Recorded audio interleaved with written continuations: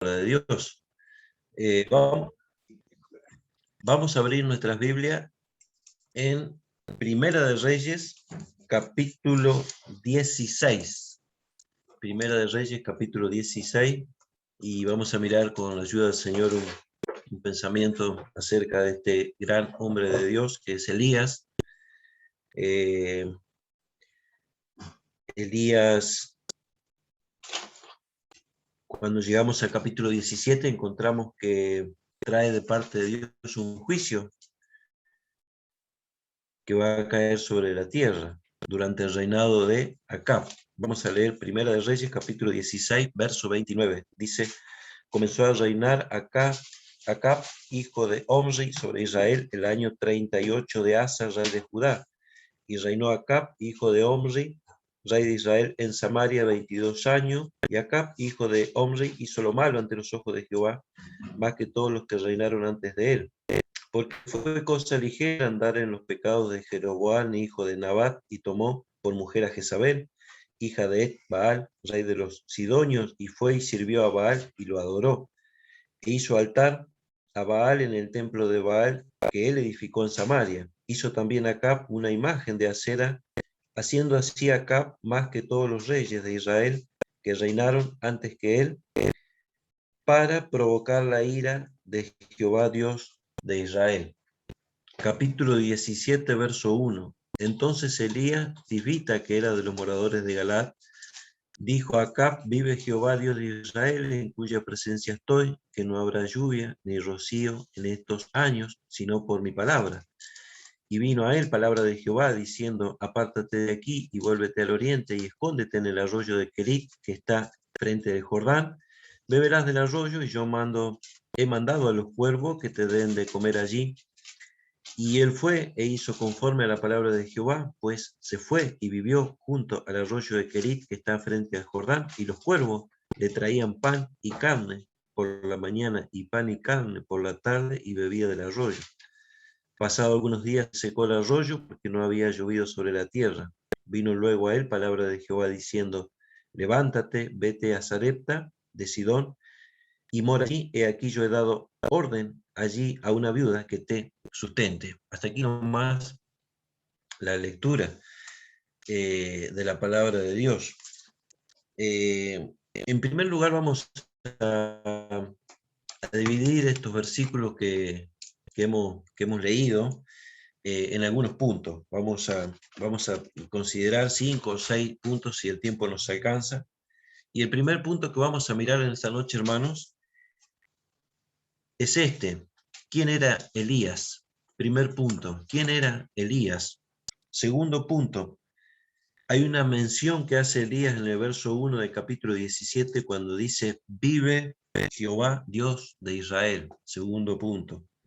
Tercer punto, en cuya presencia estoy. Cuarto punto, trae juicio sobre la tierra cuando él dice: no habrá rocío sobre la tierra sino por mi palabra.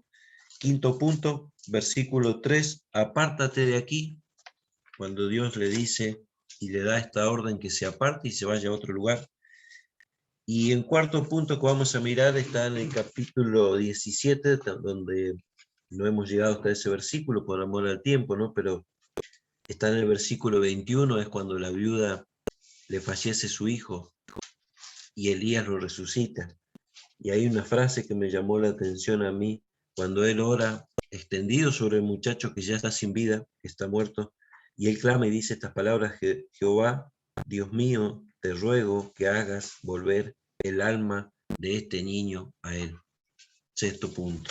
Pero vamos a considerar estos primeros puntos con la ayuda del Señor, y brevemente vamos a tener un pensamiento en esta hermosa historia que tenemos en la Biblia, ¿sí? Acerca de Elías.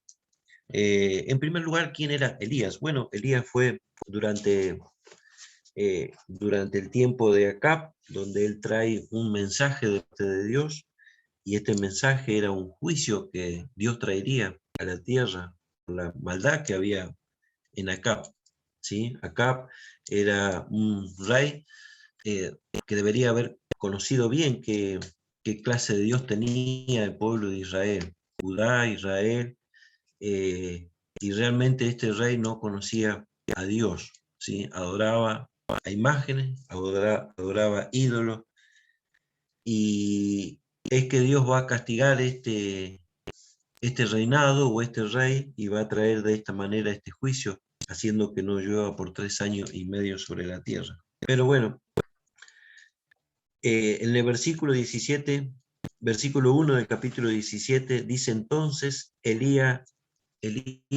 Tisbita. ¿Quién era Elías? Sí, el primer punto. ¿Quién era Elías? Elías, según Santiago 5:17, dice la palabra de Dios que Elías era un hombre sujeto a pasiones semejantes a las nuestras. ¿Eh? Así era este Elías, ¿sí?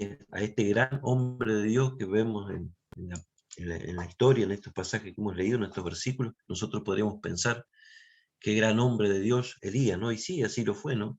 Pero también nos dice la palabra de Dios que en él había debilidades, había lucha, había carga, había situaciones no fáciles, ¿no? Y la escritura lo presenta en Santiago 5:17, que Elías era un hombre sujeto a pasiones semejantes a las nuestras, ¿sí?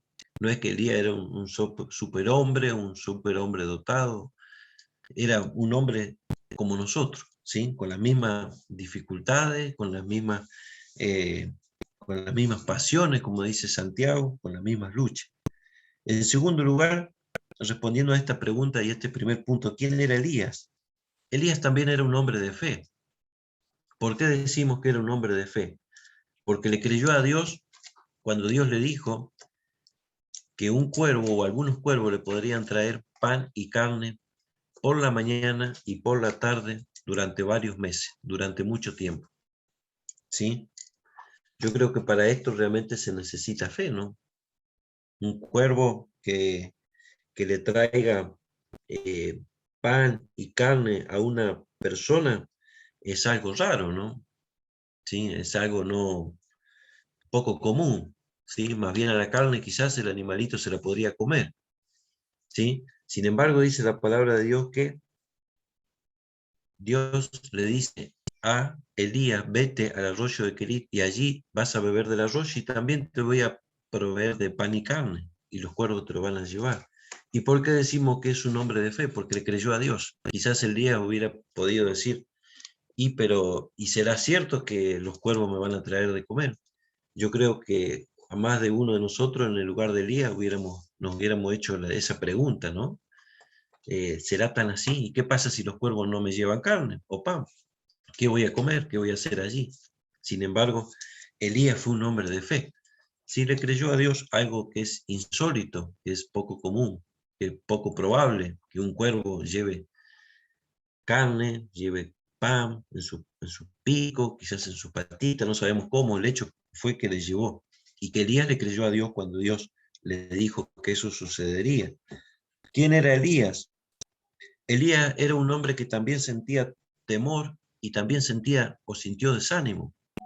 Cuando nosotros llegamos al capítulo 19, sucedidas algunas cosas de por medio, dice que Jezabel le hace una amenaza y le dice que lo va a matar. ¿Y qué le pasa a Elías? Elías siente temor, Elías siente miedo. ¿Y saben dónde se va? Se va al desierto. Se pone debajo de un enebro y desea la muerte allí, ¿sí? Y le dice al Señor, basta ya, quítame la vida, porque no soy mejor que mis padres. Como queriéndose morir, ¿sí?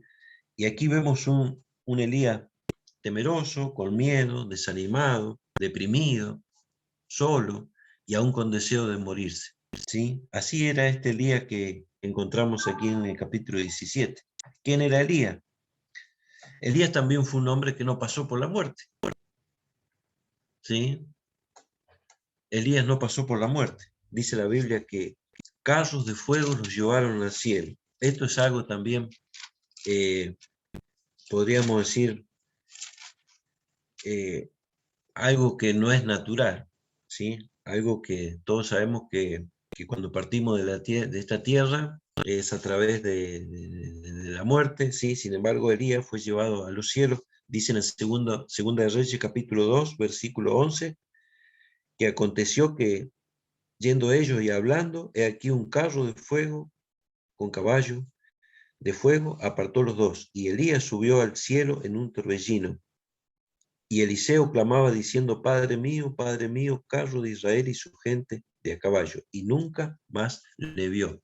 Este es el Elías, hermanos, que encontramos, sujeto a pasiones semejantes a las nuestras, un hombre de fe, un hombre que sintió temor, desánimo, pero también un hombre que no pasa por la muerte. En el momento de partir e ir a la presencia de Dios, va en un carro de fuego, ¿sí?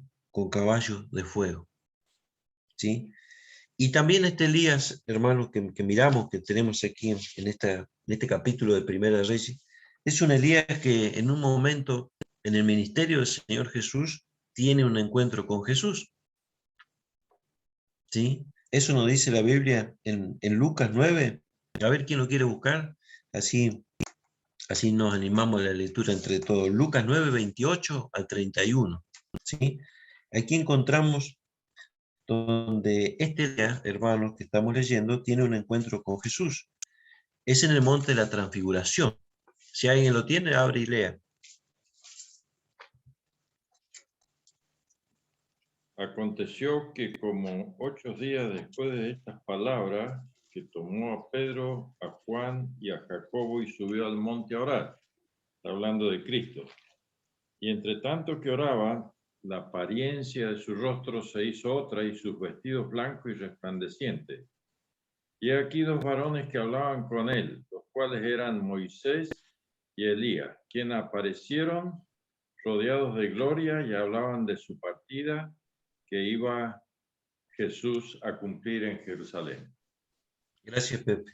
Esta partida del Señor obviamente es cuando muere y también asciende a los cielos, ¿sí? Su partida que iba a cumplir en Jerusalén, su ascensión a los cielos. Y aquí encontramos en el monte de la transfiguración, donde el Señor reúne a 3 de sus apóstoles, Pedro, Juan y Jacobo, que en otras ocasiones ya también los había escogido ellos 3, pero dice que se fue, dice, al monte a orar, y dice que delante de ellos se transfiguró.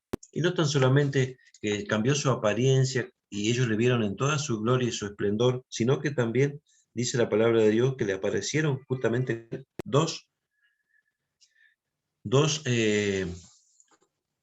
antiguos del Antiguo Testamento, 2 personajes del Antiguo Testamento, Moisés y también Elías, ¿sí? Y nos dice de qué tema hablaron. Dice quienes aparecieron rodeados de gloria y hablaban de su partida. Qué interesante, ¿no? Hablando de la obra del Señor Jesús. Obviamente, no era poca cosa lo que el Señor había venido a hacer a esta tierra. Había venido a morir, a dar su vida en la cruz, ser puesto en una tumba y al tercer día resucitar. Y ellos dicen que hablaba de su partida. Estuvieron reunidos con el Señor. ¿Quién? Moisés y este Elías que nosotros estamos mirando. Volvemos al pasaje de Primera de Reyes 17, ¿sí? El primer punto, ¿quién era Elías? Bueno, todos estos puntitos de este punto, dentro de este punto que hemos visto, ¿sí? Un hombre sujeto a pasiones, un hombre de fe, un hombre que sintió temor, desánimo, un hombre que no pasó por la muerte y un hombre que también estuvo junto al Señor Jesús durante o cuando él estuvo en el monte de la transfiguración. Dice en el capítulo 17, el verso 1, dice, Elías Tisbita era de los moradores de Galaad, y él va y se le presenta acá, enviado por Dios, y le dice estas palabras, vive Jehová, Dios de Israel. Y hay una coma. Pero me llamó la atención esa frase, ¿no? Dice, vive Jehová, Dios de Israel. ¿Qué les parece? ¿Qué significará esta frase? Vive Jehová, Dios de Israel. ¿Qué piensan ustedes? ¿Por qué le dice así Elías a Acab? Porque era el Dios ¿Saben qué? verdadero y ellos estaban adorando a otros dioses, a Baal. Exactamente, muy bien, Gisela. Él está delante de un hombre, que es Acab, delante de un rey, que tiene autoridad, que tiene poder, pero este rey como hemos leído ya anteriormente los versículos del versículo 29, era un rey que estaba adorando o siguiendo o aún construyendo o levantando o edificando a dioses que eran dioses de mentira, ¿sí? Como dice el Salmo, ¿no? Tienen ojos, pero no ven, tienen oídos, no oyen, tienen labios, no hablan, manos y no hacen nada, pies y no caminan, no hacen nada. No hacen ni bien, como dice Isaías, y tampoco mal. Nada hacen, ¿sí? Pero, sin embargo, son ídolos que le quitan la adoración al que es el verdadero Dios, ¿sí? Al que es el verdadero Dios. Y hablando de los ídolos, me viene a la mente una frase que una vez, o algo que dijo nuestro hermano Dávila, Mario Dávila, de Bolivia. Y él decía, cuando vayas a un lugar y veas un ídolo, o estés trabajando quizás en un lugar y veas un ídolo, dice, si es posible no lo toques, dice, no te acerques, no tenés necesidad. Y esto me quedó grabado. Y cada vez no sé por qué, cada vez que veo un ídolo, me toca estar en un lugar donde hay esa clase de dioses, ¿no? Dioses con minúscula, siempre se me viene a la mente eso que decía don Mario Dávila, ¿no? Este dios, eh, este rey, Acab, tenía esta clase de ídolos, ¿sí? Tenía los Baales, tenía una imagen de acera, y todos sabemos lo que significaban los Baales, ¿no? Pedían sacrificio humano, ¿sí? Sacrificio humano. Y también todo lo que detrás de todo esto había, ¿sí? Este rey, o este Elías se le presenta a este rey, o va delante del rey Acab y le dice, vive Jehová Dios de Israel, ¿sí? Vive Jehová Dios de Israel. Le está hablando frente a un rey, le va a hablar a un rey idólatra y le va a decir, o le va a hablar acerca del Dios de verdad, acerca del Dios real, del Dios existente, del Dios todopoderoso, del Dios autosuficiente, de un Dios grande, creador, eterno, soberano. Y Elías le hace resaltar quién es verdaderamente Dios. Elías le hace resaltar acá, o le va a decir claramente quién es realmente Dios, ¿sí? No es el Dios que Acab tiene, o los dioses que Acab ha construido, o se ha edificado, o está adorando, ¿no? Elías dice, vive Jehová Dios de Israel. Y pasamos al tercer punto donde sigue la siguiente frase. Dice, en cuya presencia estoy. Vive Jehová, Dios de Israel. ¿Sí? Y luego le dice, en cuya presencia estoy. Cuando nosotros leemos acerca de los antiguos, del Antiguo Testamento, los héroes de la fe, podríamos decirlo así, ellos eran conscientes de la presencia de Dios. Ellos sabían que Dios era real, que Dios verdaderamente existía y que ellos estaban en la presencia de Dios. De hecho, Moisés en un momento, cuando tiene que conducir al pueblo y llevarlo por el desierto, reclama la presencia de Dios. ¿Recuerdan ese versículo? Yo lo tengo anotado aquí, ¿no? Ese versículo que dice, si tu presencia no ha de ir conmigo, no nos saque de aquí. ¿Recuerdan ese versículo? Ese está en Éxodo, a ver si alguien lo quiere buscar. Éxodo 33, 14 y 15. A ver, lo vamos a buscar.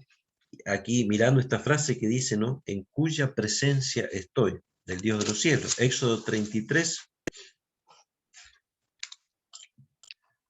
A ver quien lo tenga, lo quiere leer, lo puede leer. Éxodo 33. Sí, 33, 14, verso 14 y 15. Y él dijo, mi presencia irá contigo y te daré descanso. Y Moisés respondió, si tu presencia no ha de ir conmigo, no nos saques de aquí. Gracias, Juan. Moisés está reclamando la presencia de Dios. ¿Por qué? Porque Dios va a sacar a su pueblo conducido por Moisés, y Moisés tiene sus dudas, sus luchas,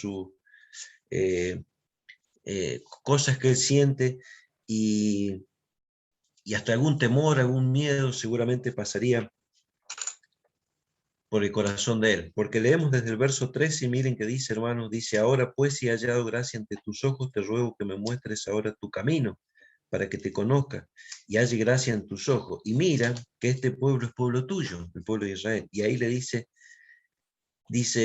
y él le dijo, mi presencia irá contigo y te daré descanso. Y Moisés respondió, si tu presencia no va conmigo, no nos saque de aquí.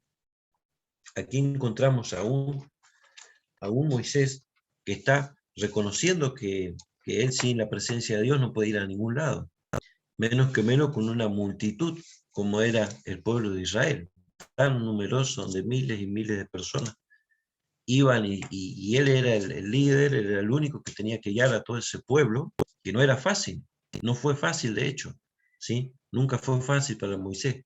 Sin embargo, él los sacó y los trasladó a la tierra prometida como Dios le había dicho, ¿sí? Pero él reconoció en este momento que si la presencia de Dios, si no lo ayudaba a Dios, si Dios no estaba con él, no iba a poder hacer nada, ¿sí? Por eso él dice, si tu presencia no va conmigo, no nos saque de aquí directamente, no voy a ir a ningún lado. Ellos eran, tanto Moisés como algunos otros más en las Escrituras, eran conscientes de la presencia de Dios, sabían, ¿sí? Conocían, valoraban el hecho de la presencia de Dios con ellos y también reconocían su debilidad y su poca fuerza sin la presencia de Dios. Y Elías, cuando va delante de Acab, que sabía que Acab era un rey bravo, un rey malo, su mujer, la Jezabel, cuando va y se le presenta, le dice estas palabras, vive Jehová Dios de Israel, y luego le dice, en cuya presencia estoy. Elías se da a conocer ante el rey que él está ante la presencia de Dios. Quizás acá podría decir, yo estoy ante la presencia de los Baales, o la imagen, o las imágenes de acera, ¿sí? Acá podía decir eso, porque él tenía como dioses a esos ídolos, ¿sí? Sin embargo, Elías le dice, vive Jehová de Israel, y le dice, en cuya presencia estoy. ¿Sí? En cuya presencia estoy. Elías, sin duda alguna, nos damos cuenta que era un hombre de una estrecha relación con Dios, y hay un salmo, ¿no? Que es el Salmo 25, 14.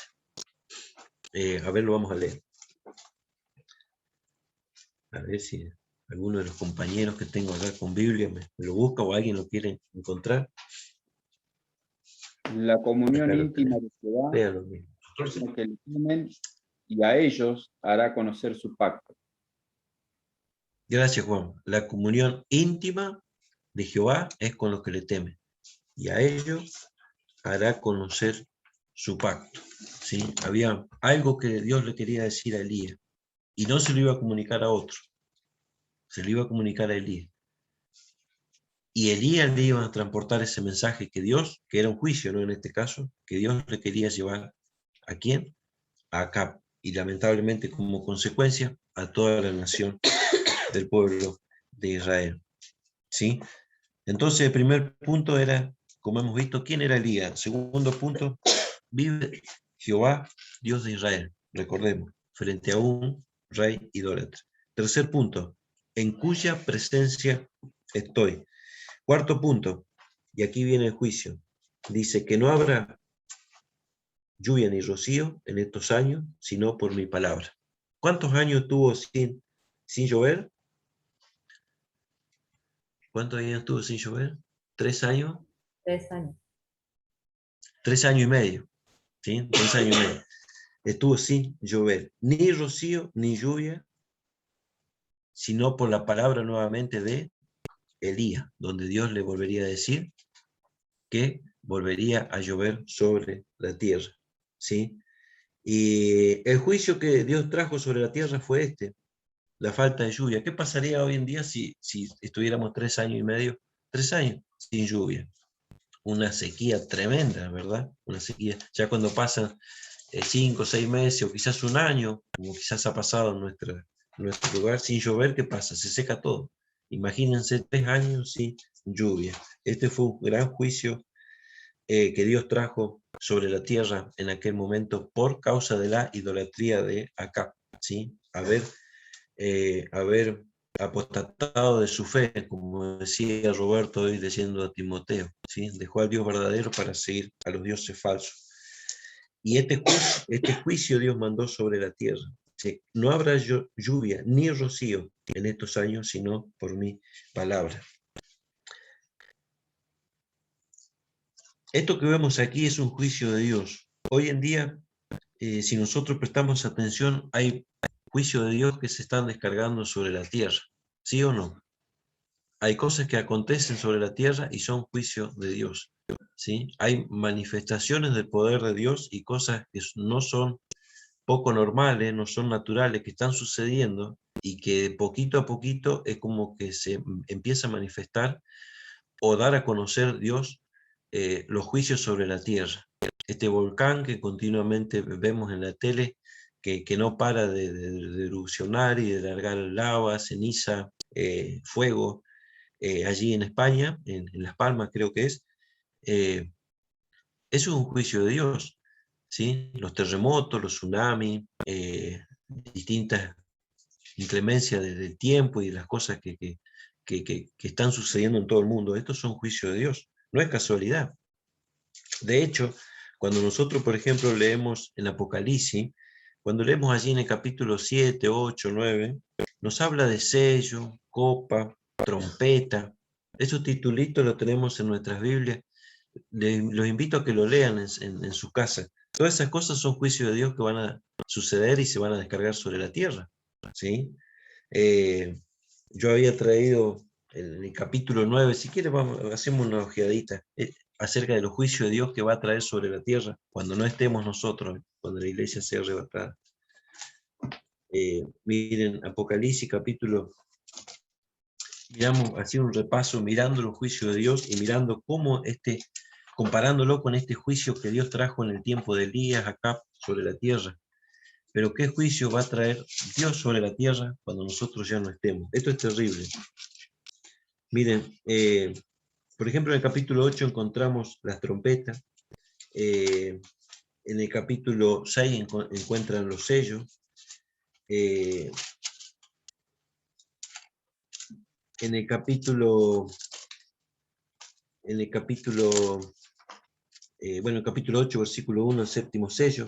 Todas estas cosas nos hablan de los juicios de Dios, ¿sí? Pero en el capítulo 9, versículo 1, dice, el quinto ángel tocó la trompeta y vio una estrella que cayó del cielo a la tierra, y se le dio la llave del pozo del abismo.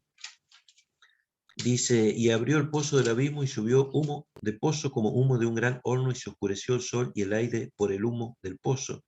Y del humo salieron langostas sobre la tierra, y se les dio poder como tienen poder los escorpiones de la tierra.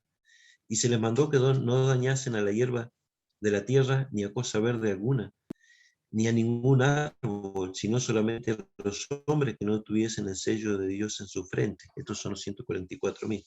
Y se les mandó que no dañasen, verso 5, y les fue dado que no les matasen, sino que los atormentasen 5 meses, y su tormento era como tormento de escorpión cuando hiere al hombre. Y en aquellos días los hombres buscarán la muerte, pero no la hallarán, y ansiarán morir, pero la muerte huirá de ellos.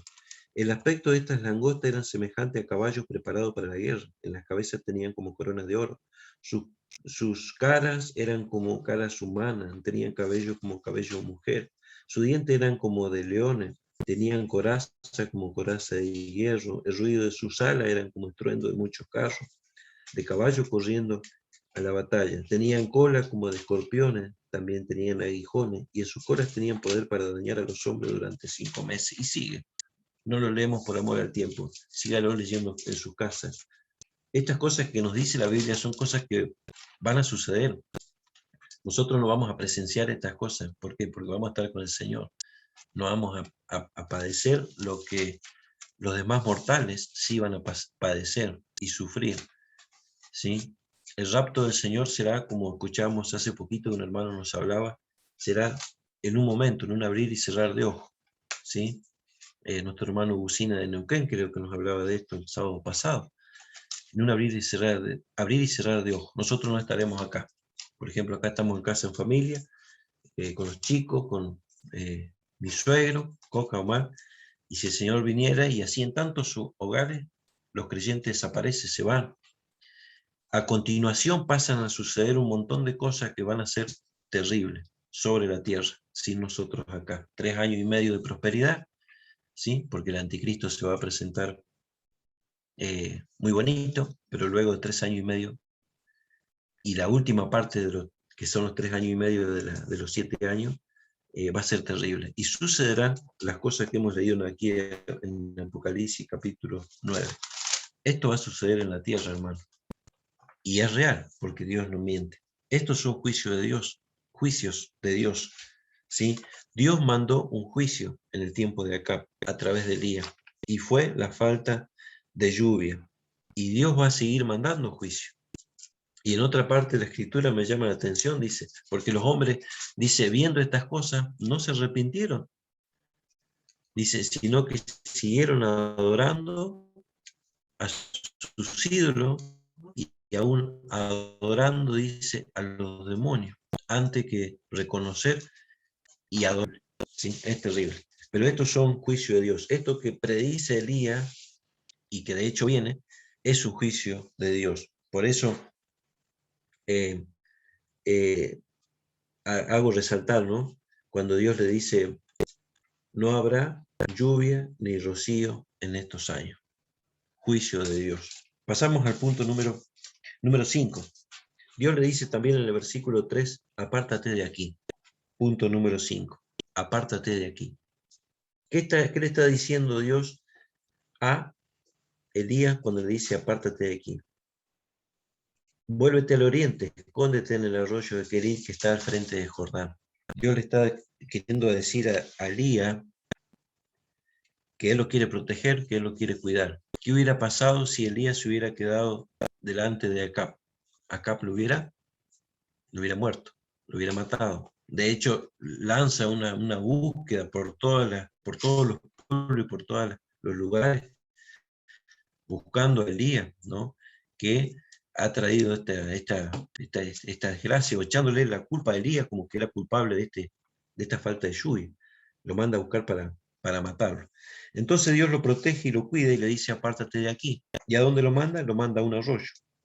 ¿Sí? Dios preserva a su siervo Elías, y Dios lo lleva lejos del malvado Acab, lo protege, le da sustento, bebe de un arroyo, los cuervos le traen alimento, y finalmente una viuda, una pobre viuda, que apenas tenía para ella y para su hijo poder comer y vivir, lo termina alimentando y dándole un techo y provisiones para que él pudiera subsistir. Recordemos que eran 3 años y medio, una pobreza, una miseria, una necesidad, una cosecha, no había cosecha, no había ganado, no había nada, había una pobreza terrible en ese momento en toda la tierra, ¿sí? Por el juicio de Dios que él traía sobre la tierra. Y Dios lo va a proteger a Elías.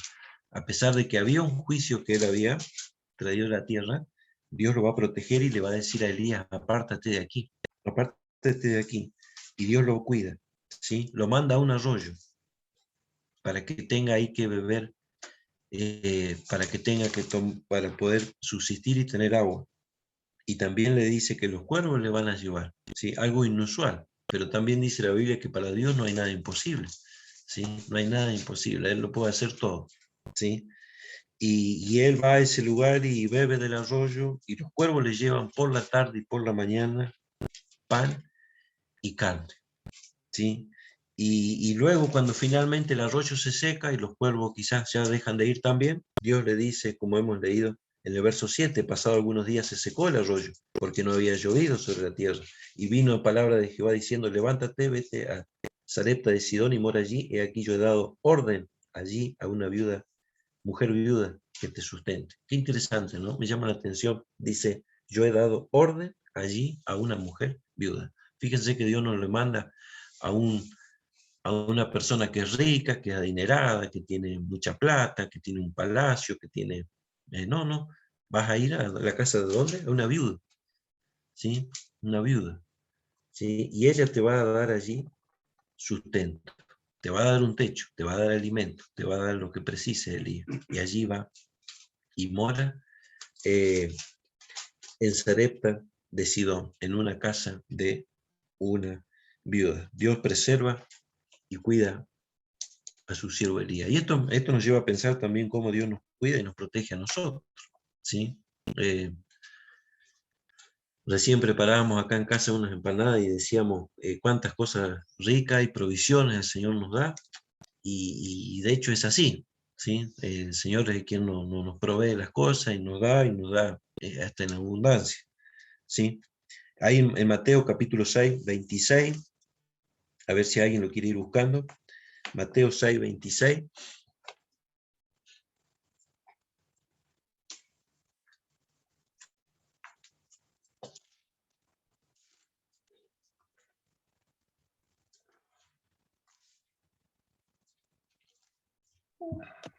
Mirad las aves del cielo, que no siembran, ni ciegan, ni recogen en graneros, y vuestro Padre Celestial las alimenta.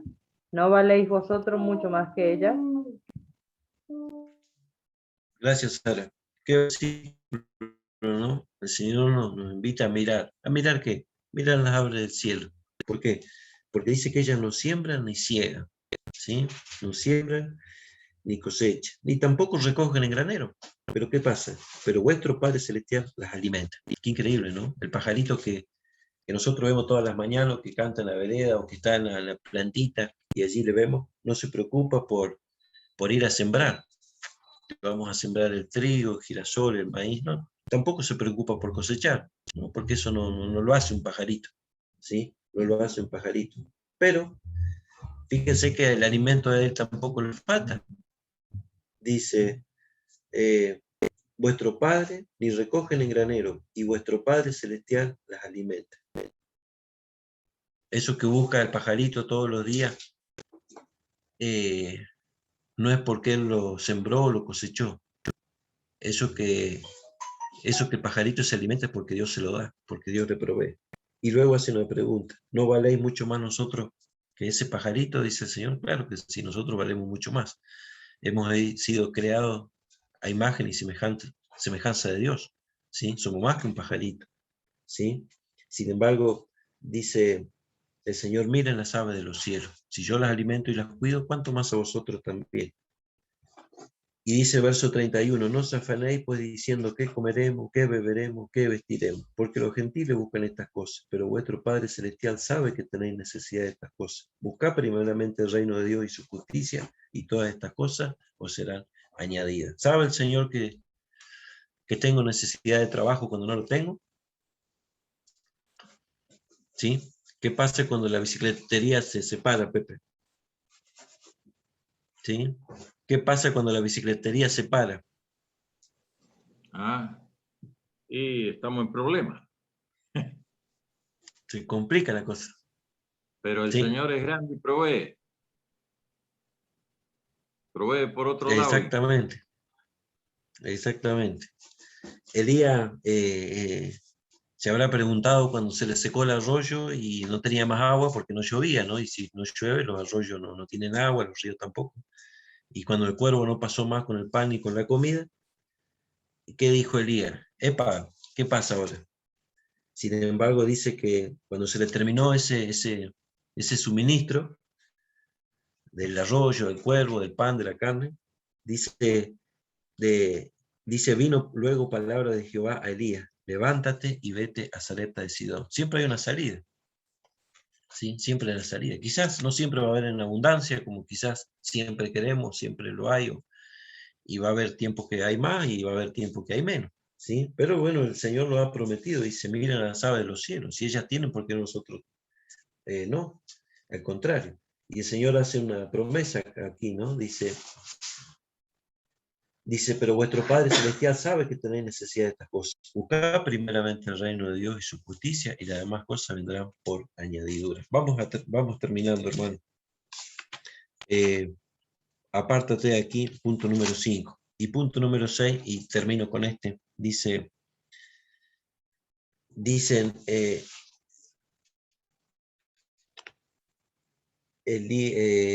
capítulo 17, Primera de Reyes 17, versículo 21. Bueno, si nosotros leemos más arriba, hay un problema ahí, sucede en la familia o en la viuda que tiene un hijo, ese hijo le fallece, ¿sí?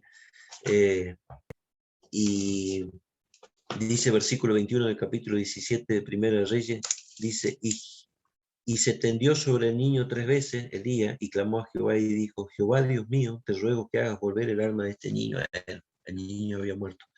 Y Jehová oyó la voz de Elías, y el alma del niño volvió a él y vivió, revivió. Tomando luego Elías al niño, lo trajo al aposento de la casa y lo dio a su madre. Y le dijo a Elías, mira, tu hijo vive. Entonces la mujer le dijo a Elías, ahora conozco que tú eres varón de Dios y que la palabra de Jehová es verdad en tu boca.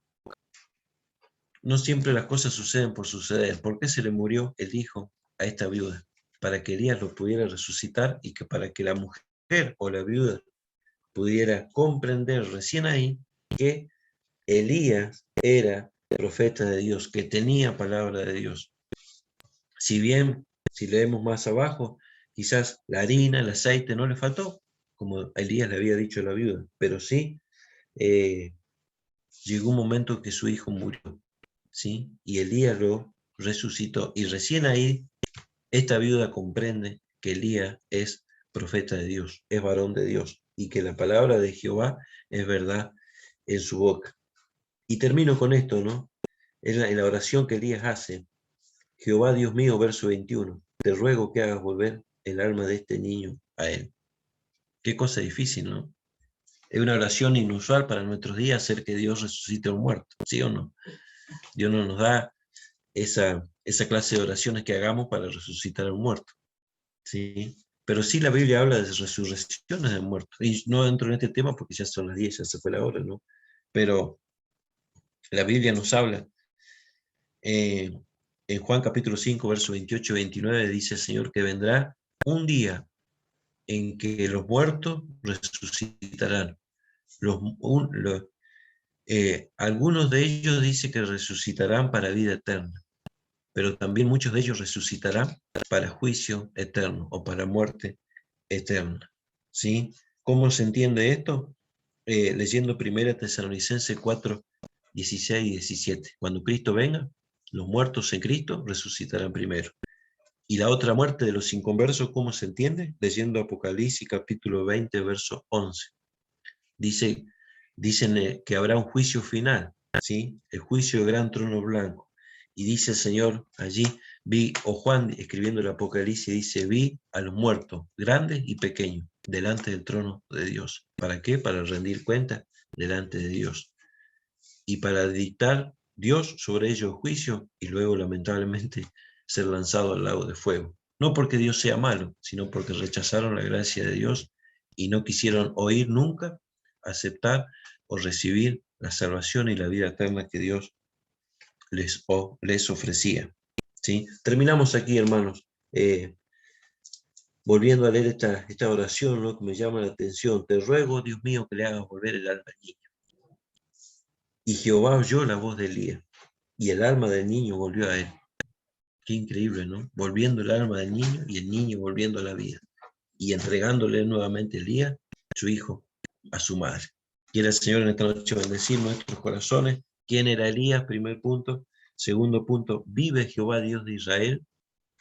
Tercero, en cuya presencia estoy. Cuarto, no habrá lluvia ni rocío, juicios de Dios. Quinto, apártate de aquí, Elías, Dios le dice a su profeta.